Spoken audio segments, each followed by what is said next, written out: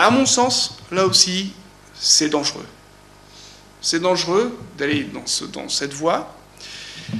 D'abord parce que on va privilégier quelle différence dans la société? Et au nom de quoi? Sur quel fondement? Il y a un penseur francophone, Étienne Balibar, qui dit que, en fait, la différenciation, elle est souvent artificielle. Cette promotion, cette valorisation des différences, elle est souvent artificielle. Et ce qui se cache derrière la valorisation d'une prétendue différence, c'est en fait la promotion d'un modèle tout à fait, lui-même tout à fait stéréotypé. Par exemple, c'est la promotion du modèle urbain ou du modèle masculin. Et donc, il faut se méfier de cette promotion à tout prix de la différence et de mesures souvent drastiques comme les quotas qui peuvent avoir des effets pervers assez graves, c'est-à-dire la création de nouvelles tensions là où on voulait les éviter.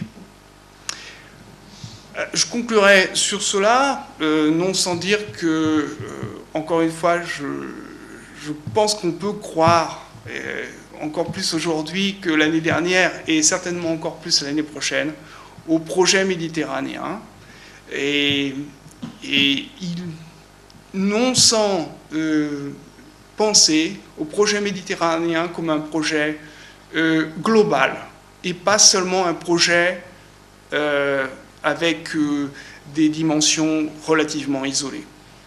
Je dis cela parce que sans que l'Union européenne ne cesse d'être notre avenir commun, enfin, pour les pays de l'Union européenne tout au moins, il faut voir au-delà, et il faut voir plus loin.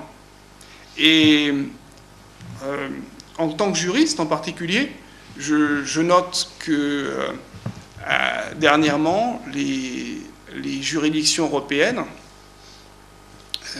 non pas seulement celles de l'Union européenne, mais par exemple du Conseil de l'Europe, du Tribunal européen des droits de l'homme, sont allées peut-être vers des voies un peu, disons, distantes de ce que le projet méditerranéen aimerait proposer. Donc, il serait peut-être bon de promouvoir dans le cadre méditerranéen des alternatives à certaines des décisions qui sont prises au niveau européen. Par exemple, à travers des mécanismes de médiation ou même des mécanismes juridictionnels propres aux pays de l'espace méditerranéen. Merci.